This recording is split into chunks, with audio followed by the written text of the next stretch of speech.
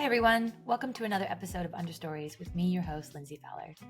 This week we're speaking to Giorgia Molinari, a brand designer and graphic facilitator who runs her eponymous studio, Giorgia Molinari Studio in Trento, Italy. We discussed Giorgia's journey into design, starting with her own studio, the surprises she's encountered in entrepreneurship, and the importance of peer support. We also delve into graphic facilitation, its process, and its impact on clients. Giorgia shares highlights from running her studio on how she balances creativity and business, and how she views her studio as an enterprise. Before we get started, if you like this podcast, please give us a rating or review wherever you're watching or listening to this. Tell a friend about us. And of course, don't forget to subscribe so that you get notified about future episodes which come out every other Thursday. And now, over to Giorgia.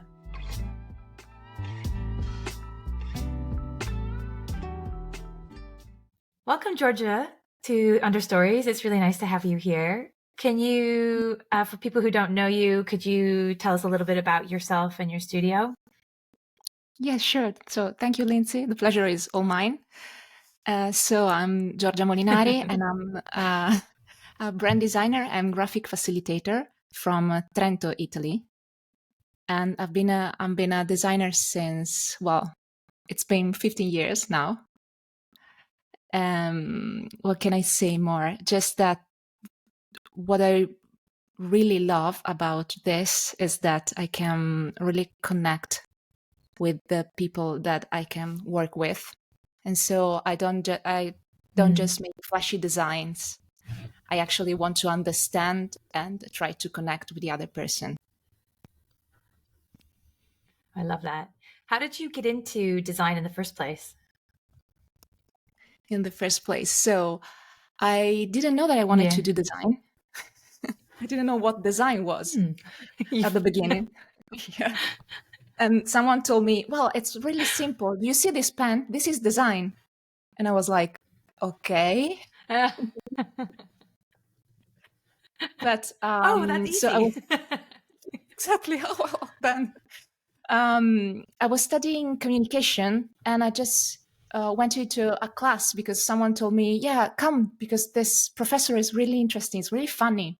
So I went over there, and he was teaching editorial design.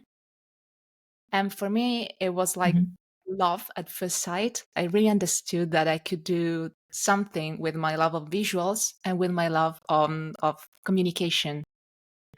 And so I couldn't just continue studying design, trying to go into design. So I just offered myself for an internship, for a 1-year internship in a design studio in my city. And then at the end of the year, they just asked me to stay there, and I stayed there for 8 years.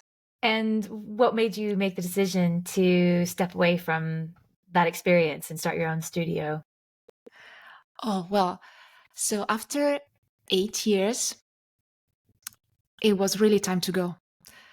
And I wanted to go on my own.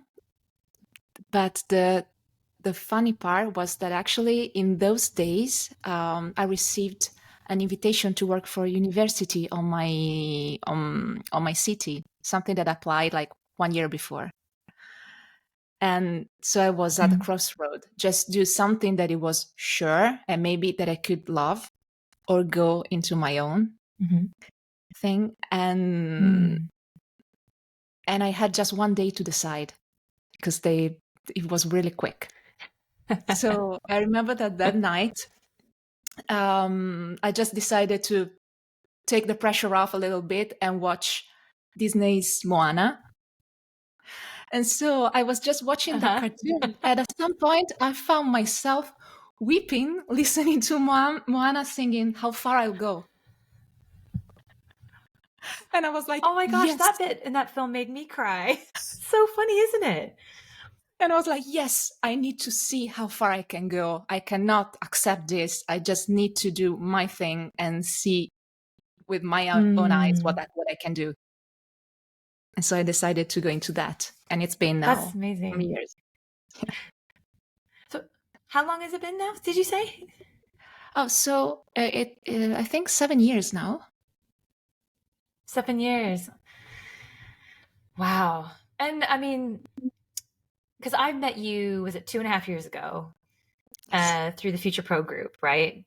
Yes. Um, Full disclosure, Georgia and I have known each other for a while, and we talk to each other every week. So this is this isn't a rare conversation for us to have together, but I feel like people need to know more about her. So, you and I have been kind of going on this journey of entrepreneurship together a little bit. What's been surprising for you in the last few years, particularly because I think you kind of made sort of some changes in how you operate, and how you think about your business. What's been sort of the big surprise for you? Yeah. So, well, to be honest, the first surprise, it was quite funny because so at the beginning, a lot of people that I knew, my friends, and even just relatives, um, asked me a lot about how I was doing, even with uh, some kind of worried face, and just sending me design calls and things. And I was almost irritated by that. Like, do you think that I cannot do that? But then I realized that they actually Mm. cared, and they were my fan doing that, because otherwise they wouldn't do that. I mean, who Mm. cares, right? Yeah. So Yeah. Yeah. realizing that actually people wanted me to succeed, it was a bigger Mm. surprise for me. So that was You for thought they sure. wouldn't want you to succeed. No, but when you're like on your own, and you're not used to Hmm. people saying, maybe go, I believe in you, just normal things, and then see that actually Yeah. they could see that you embarked on an adventure, maybe something that they didn't do, and maybe they wanted, I don't know, but they were Mm. invested in that, not Mm. just in the normal things Mm. like I love you, I want you to succeed, but something exciting that you could. In that sense, it was a surprise for me. Mm. um and then the other, probably, it was the realization that I'm not doing just one job, right? I'm doing at least two jobs. Well, I Mm. had a big collection of hats for sure, but Yeah. at least Yeah. two jobs, which are the creative one, and then I have a business. So that was Mm. a big realization for me, because when people talked about imposter syndrome, I always thought, well, I don't think that I Mm. have it. I mean, I like what I do, and I think that I can realize a design project quite well. But I didn't realize that the Mm. imposter syndrome was about the business, the businesswoman. And so Mm. that was a big realization for me, because I felt like I struggled at the beginning to talk with clients, to understand how to do everything, not the Mm. creative part, just the other part. And Not the creative so, part. yeah, Mm. and so that was a surprise and a good realization, but because then when you know where this imposter syndrome is, you can work on that. How did your what brand of imposter syndrome did you have? Was it the I think there's a few different ones. There's sort of Oh, the okay. expert who thinks they have to know everything, the one who thinks they don't. There's another one as well. I can't remember them all, but which kind of brand of imposter syndrome did you have? Oh, I don't know the kind. So I don't know. I mean, I can Oh, describe it. You know? I can remember there. Yeah, go ahead. Yeah. So it was like, probably it was just the feeling talking with a client that yes, I can help Mm. this person, but then that I couldn't really do the business part well. So managing the So like sales the part, managing yeah, all the other parts. yeah, Well, I was doing that, but at the same time, in my mind was like, you cannot do that. You don't know how to do that. right. Or you need Did to you study want to more. do it? Oh, Yeah. um, well, it's a curious question, because for me, it's just part of the relationship, part of the connection, right? So that's where I began to understand how to do that. Just to understand that it's not just something technical, just purely technical that I had to study and apply, but it is part of the connection with the other person. And because in the end, there's someone that needs my help, but it's our project, not my project. And so we are just collaborating together. And even the sales part is just the beginning of that. Nothing more. Yeah. I think that's the thing is when we hear the word sales, we think about, you know, that sort of traditional way of thinking about selling. But in fact, it's really about the sort of the beginning of the client relationship that you're going to have with them and how you're going to collaborate as you go forward, which is kind of a surprise, I think. I mean, even me, like going into all this, I always thought about sales as kind of like jazz handsy, hey, we can do this thing for you. And that works in some industries, but it doesn't work in creative industries, as we both know. And so it's so interesting to kind of to realize that it's about establishing trust and getting people to know you and all that. But it's more about, it's an interesting one. So you were more of a generalist branding and graphics studio, and then in the last few years you've moved in towards more graphic facilitation.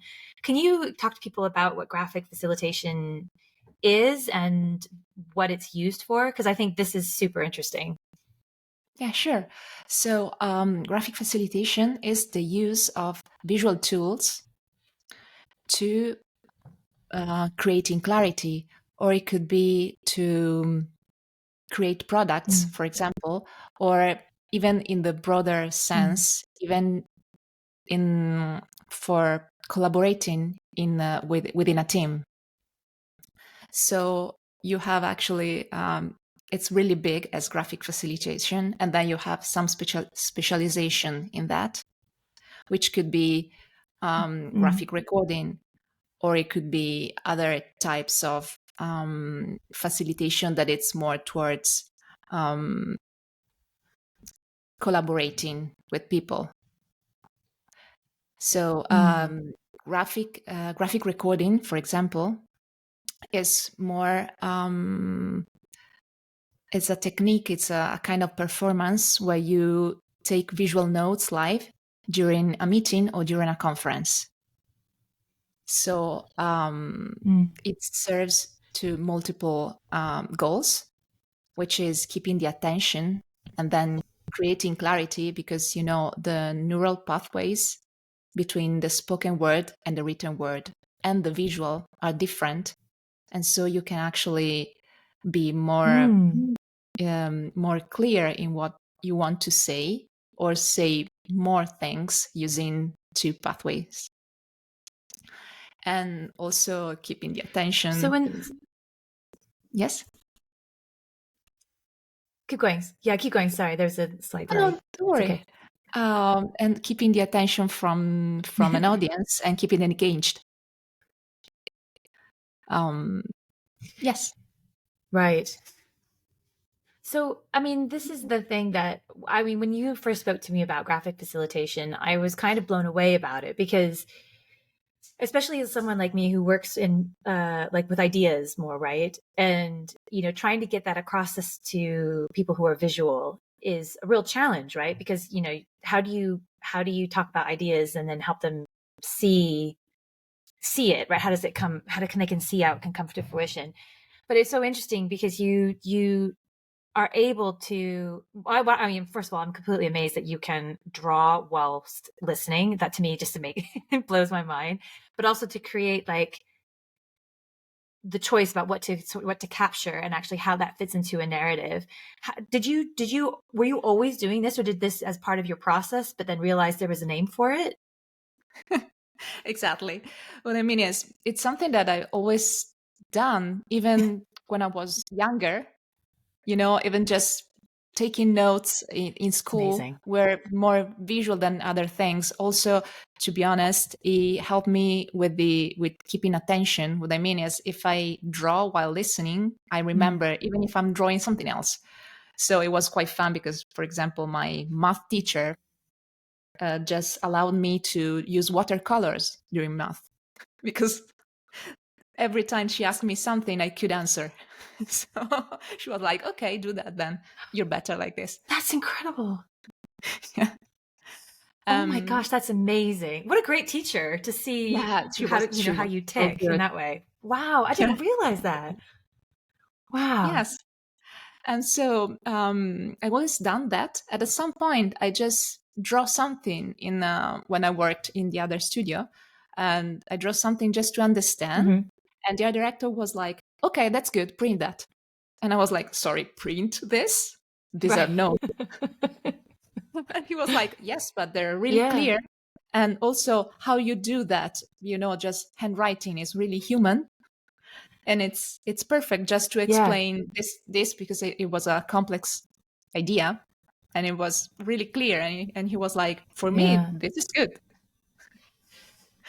And so I It's amazing began to me. just doing that. At some point, I was studying for my thesis about infographics in universities, and I came across an infographic that it was hand drawn, and I realized, oh, this is something that I like and that I do. What's this? And I saw who did that, and I discovered that studio was actually specialized in graphic recording and graphic facilitation. And so that's where actually I understood that it was something and not just doodles, but it was something that it was actually interesting and valuable. So when we first started working together, and one of the things that came up was when you were doing the graphic facilitation with people, is that it kind of gave them at a most basic level that kind of need to be seen and heard. And so when people are giving you a brief and they're talking through their desires and their hopes and their desires and things for the brand, by doing the graphic recording, it actually captures the sort of the essence of what they're trying to do and trying to say so visually. Do you find that your clients really respond well to the experience of doing the graphic recording within the brand strategy and design process? Oh, yes. This is something huge that I didn't realize, that I just began to do to make myself more clear, right? To just trying to really explain something, or to listen to what they were saying and just translate that. And then I realized that it was really working. And so instead of just talking and maybe me taking notes, which was more difficult because then they could just lost themselves, or we had to just go back. And instead of doing this, I started creating a framework where I could use graphic facilitation inside the brand strategy, and just have everything that we said, or the most important thing, not just written but actually visualized. So when you, for example, you're talking about your story, but then we go into values, you actually have your story. Yeah. While you're talking about your values, is different So than just closing that and doing the other. Yeah. So I was going to say, so people can see, does it become more resonant for them when they see that, as opposed to just, dictating, these are your values, this is your purpose, this is your mission, all that stuff. When they see it as an illustration, I imagine it's much more, it must impact them much more. Yes, it's like another level of understanding. It's like, I knew that, but now that I see that is different. It could be deeper. It could be that they understand something else, but it's like another level of understanding. So cool. I've always thought that it would be great to have you in a room with me when I'm working with clients, because it would be so great to have you there, just hearing and seeing and doing with it just makes it so, I mean you've done it before on things I've seen, and I'm just like, it's amazing the clarity that can come from it. As I said, someone like me who does things that are more in the abstract sometimes. What have been some of the biggest highlights since you started your studio? Highlights. Well, in 2017 and in 2021, I won 2 international design awards, like honorable mention, a gold and a silver, which was really Wow. good for me. I was really happy about that, especially the ones from 2017, because I just left the other studio, and so it was just my first year alone, and so it was like a good kick. So it was like, woohoo, I can do this. Yeah, exactly. You can do this, you can do this. Yes.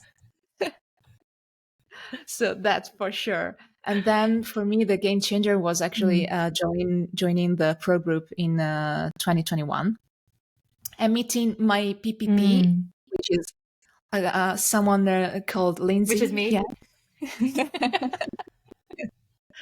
Because so I realized that having an accountability partner or having someone to talk to is really essential, because usually when you have your own business and you have your friends, maybe even just from university or other, they love you, but they don't understand some things about the business, having your own business.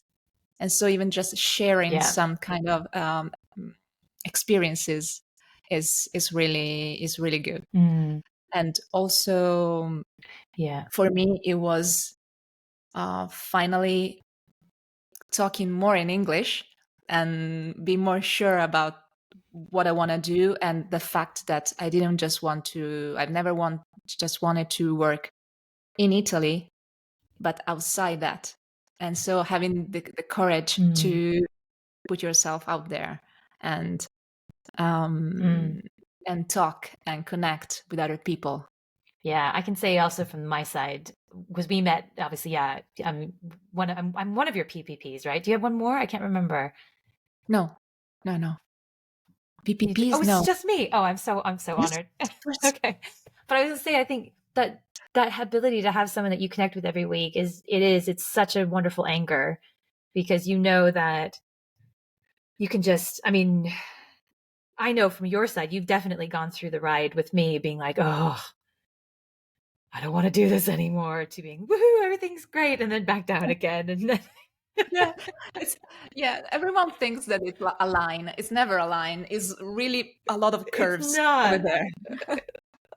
Yeah. And I think it having someone who understands that, as you say, makes such a difference, because they can be like, it's asking the questions, being like, okay, well, what do you need help with? What's the challenge here for you? Which is the big question, right? Which is the classic one. It makes such a difference. And I think also, especially if you are a one-woman band or a solopreneur kind of thing with no desire to grow, having that extra person to talk to makes such a difference. I mean, would you have done that if you hadn't joined the pro group? I don't think I would have done that. I don't think I would have known to have. No, for I don't think I would have known to do that. No, for the idea first, I didn't have that idea in my mind, but also even just going and where do I go? Where do I find that? Yeah. But if you think, probably now on social media, if you see someone that you like, you can actually reach out and see, and you never know. Yeah, it's true. But I think there is something special about the pro group in that sense, because it does connect people from all over the world. I mean, I'm in Amsterdam, you're in Trento, and it's like, how on earth would we have ever gotten a chance to meet? But actually, this has been one of the most rewarding relationships within my entrepreneurial journey, because it's like, it's a consistency. And I think we're quite lucky. I don't think everyone's had that kind of luck with their PPPs, but anyway, love you, G. No, but exactly. But I remember when you posted, I'm looking for a PPP, and then I saw all your colors, and I was like, I know this girl. I can talk with her. You're like, I know her. I can work her out. Yeah. Yeah. Yeah. I mean, you've been amazing in terms of as well as just like I think you have a really good eye in that sense, because I've run things past you when I was doing my own branding, and you pointed things out that I would just have no idea as a non-designer. Like I just wouldn't have any, things like, what is it, like widows on like lettering, or things like hierarchies of. I mean, you went through one of our sessions. You actually taught me the hierarchy of letters, which I Yeah, you're love. right. It's so good. I forgot about that. So I've learned loads about branding from Georgia. Well, and you are, I love it that actually you're the one that can just, are you sure, Georgia? I'm not sure that what you're saying, you really believe in that.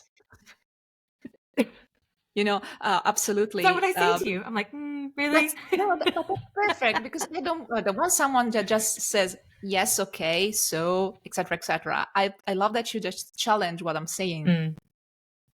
So I think that everyone should have someone that challenges what their beliefs, just to really understand if it's what they want. Yeah, I think there is something. You need that person who's not just gonna. I mean, you and vice versa, right? You're like, why do you've challenged me on things quite a lot, I think. But I think having someone who has your best interest at heart challenging you is it, right? It's not someone who's just constantly trying to undermine your ideas. It's like actually helping you think a bit deeper and a bit more sort of critically about what you're trying to do.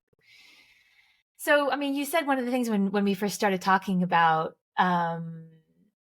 your work is that you started out being able to do the design, the creative part really well, but that you had imposter syndrome about the business side. How do you, now that you've come through all, we've both learned loads through the pro group. We've learned lots from each other, the copious amounts of books that we both read. How do you now, 7 years in, balance that creative business dance, especially as a solopreneur? Yes. Oh, so it's really like playing a piano, right? With two hands. I mean, you can play a piano with one hand, but it's probably unbalanced. And so what I realize is that as a creative, of course, I have a need to create, right? But it could be that sometimes I don't have a lot of creative projects. What I mean is maybe the creative part is ended, and I have to work on something that takes some weeks, something like that.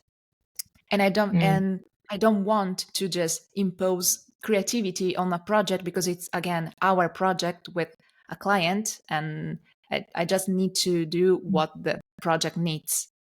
So the best thing that I can do is actually finding personal projects, and so other creative outlets for that. And for the other part, when sometimes it happens that I'm too much into the creative and not enough in the business, I can realize that, because I have every Monday, I just do the check of the things that I need to do, and I can realize if the past week actually I didn't do what I was supposed to do. And this is my way to realize when sometimes I don't do enough business on that, and just maybe lose myself into the project. I don't know if it answers your question. When you say business, do you mean more along the lines of, say, like marketing, like social media kind of outreach, or do you mean education? What do you mean when you say the business? Oh no, it's more the first, not the education. I meant more all the part that it's like, in a sense, I'm a brand strategist and designer working for the Giorgia Molinari Mm. Studio, right? And so if I just do that, Yeah. all the other parts are not done by anyone. Mm. Yeah, that's a really good way of thinking about it. I'm listening to this book at the moment by David C. Baker, which is called The Business of Expertise, I think is what it's called. And I'd really recommend it. But it's talking about how when you run your own, when you're an entrepreneur in this sense, there's three ways that people work within their businesses, especially if they're like experts, or I mean, I think anyone who's in a creative sphere who's doing an entrepreneurial sort of venture is falls into this category. But he was talking about whether or not you see it as a hobby, which means that you end up spending more on it than you're getting. If you see it as a job, which means that you're being paid by it, but you're not really you're not taking any responsibility for the growth of it. You're just doing it as sort of an exchange of value kind of thing. Or then there's like the way of thinking of it as an enterprise. And I love that kind of delineation, because I think so many of the creative entrepreneurs that we bump into between both of us, actually, you and I, is kind of operate more on the job hobby sphere. But actually, there's opportunity to do something great if they think of it more as an enterprise. Do you think of your studio as an enterprise? Enterprise, for me, enterprise is for an ESL It's Star enterprise Trek. is more. So like, but like, is it like more as, I guess, enterprise in that sense? I mean, is in like, well, it's like it's a business. It's something to grow. It's something to nurture.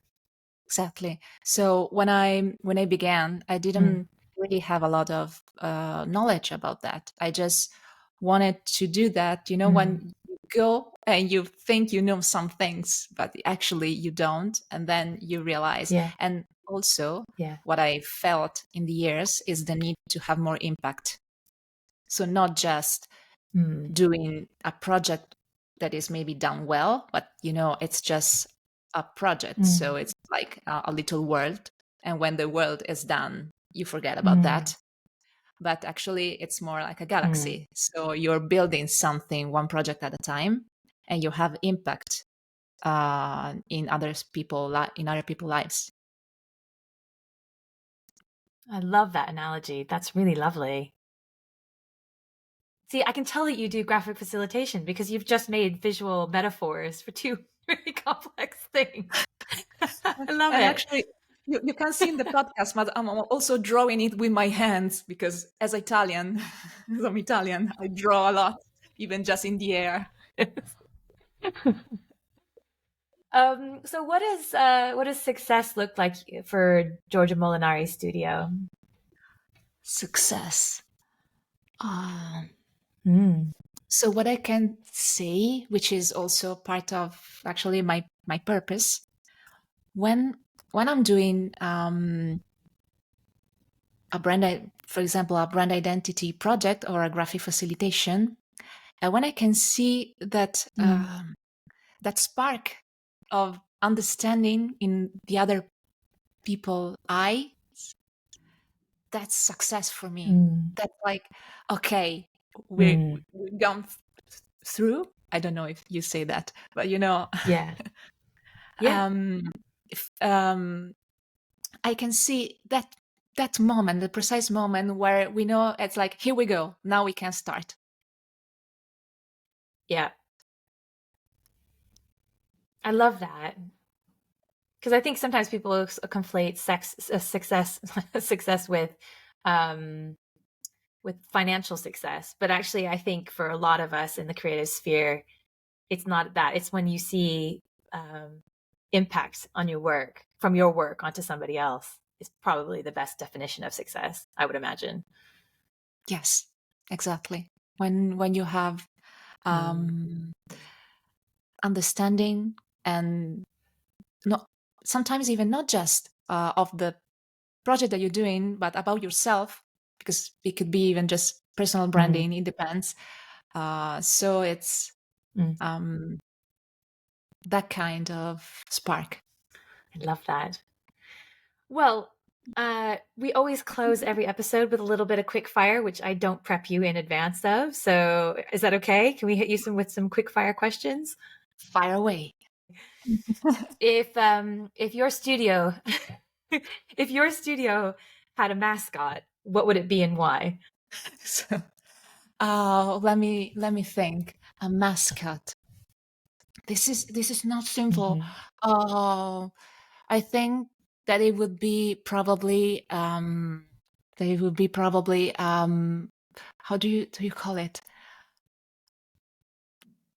It would be a cat, but it would be that kind of cat that you're like, my God, you're dumb, you dummy cat. No, I'm joking. What what I mean is, when I think about so people that know me actually they know that I'm absolutely some kind of a cat lady if I can. But what I mean is, what I love about them is that there's an elegance, but there's also some kind Mm. of really humor, even not intended humor, in them Yeah. that I love, which for me is essential. I mean, for me, humor is actually the key to say heavy things. Mm. So that's Mm. what I would think. I love that. That's amazing. What design studio do you most admire and why? Design studio. Oh, this is difficult. I mean, this is difficult for design studio. So of course, I grew up with Sagmeister, which I saw, by the way, Mm-hmm. last month in Toronto. And what Mm. I loved about Amazing. especially his exhibitions was that he didn't just do what an exhibition was supposed to do, but for example, I found a lot of things written even on the walls, even on the floor, like that he Mm-hmm. used like electric sockets with a little balloon written, "Can you hear me?" Something like that, which was really funny. So what I love about creative studios is when they do something that it's almost, yeah, I'm not supposed to do that, but I'm going to do that because I know that it's the right thing. So that kind of, Mm. so them. And then I would say Housatonic, which is actually a facilitation studio here in Yes. Italy. And I Mm. always love Yeah, them. their stuff is cool.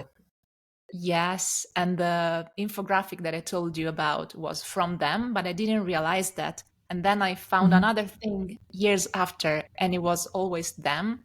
And then I just realized all together that it was them all along.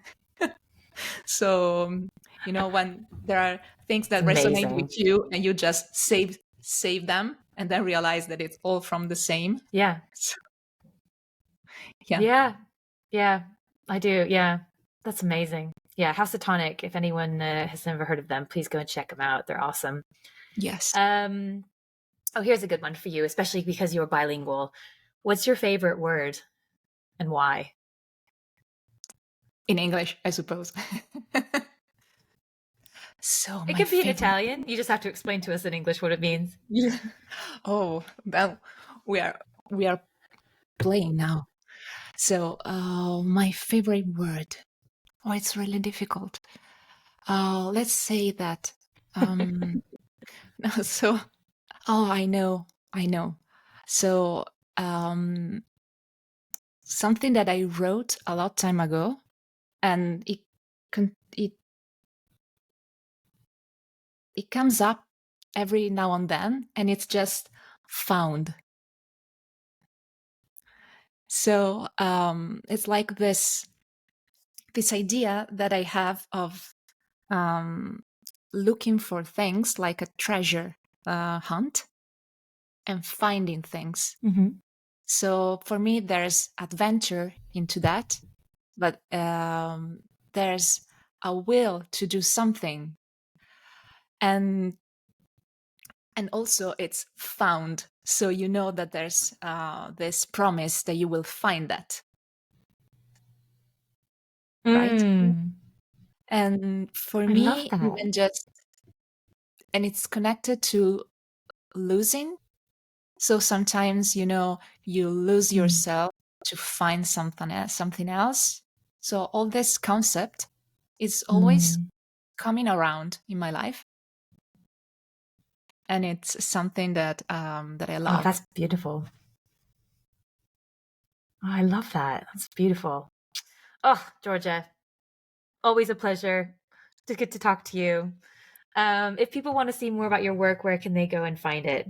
Oh, if people want to see more of your work, where can they go and find it? Oh, sure.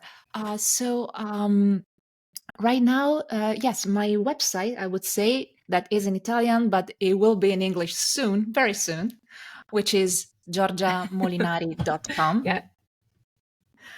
And then Giolinari, which is Giolinari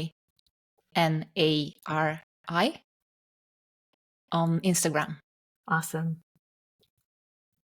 Fantastic. Well, thank you so much for joining. And yeah, as always, it's a pleasure to talk to you. And I get to see you next week as well, just for a normal chat. Yes, thank you. It was really fun and really interesting to do this. And you're all lovely as always. Oh, I love you. All right.